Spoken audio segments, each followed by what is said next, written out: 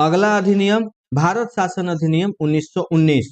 इसे Montagu Chelmsford सुधार भी कहा जाता है, जिसे 1921 में लागू किया गया। इस अधिनियम की विशेषताएं इस प्रकार थी। पहला, केंद्रीय और प्रांतीय विषयों की सूची की पहचान कर उन्हें अपने अपने विषयों पर विधान करने का अधिकार दिया गया, लेकिन सरकार का ढांचा केंद्रीय और एकात्मक ही बना रहा।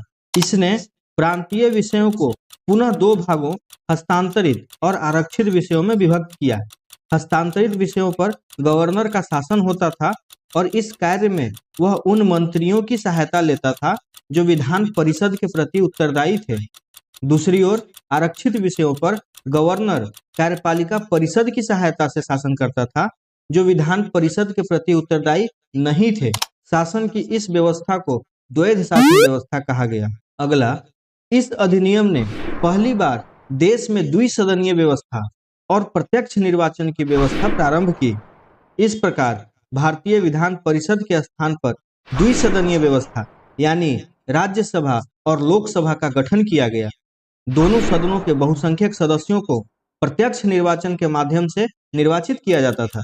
अगला, इसके अनुसार वायसराय की कार्यकारी परिषद के 6 सदस्यों में से कमांडर इन चीफ को छोड़कर 3 सदस्यों का भारतीय होना आवश्यक था। अगला, इसने सांप्रदायिक आधार पर सिखों, भारतीय ईसाइयों, आंग्ल भारतीयों और यूरोपियों के लिए भी पृथक निर्वाचन के सिद्धांत को विस्तारित किया। छठा, इस कानून ने संपत्ति, कर या शिक्षा के आधार पर सीमित संख्या में लोगों को मताधिकार प्रदान किया। सातवां, इस कानून ने लंदन में भारत के उच्चायुक्त के कार्यालय का सृजन किया और अब तक भारत सचिव द्वारा किए जा रहे कुछ कार्यों को उच्चायुक्त को स्थानांतरित कर दिया। आठवां, इसके तहत एक लोक सेवा आयोग का गठन किया गया।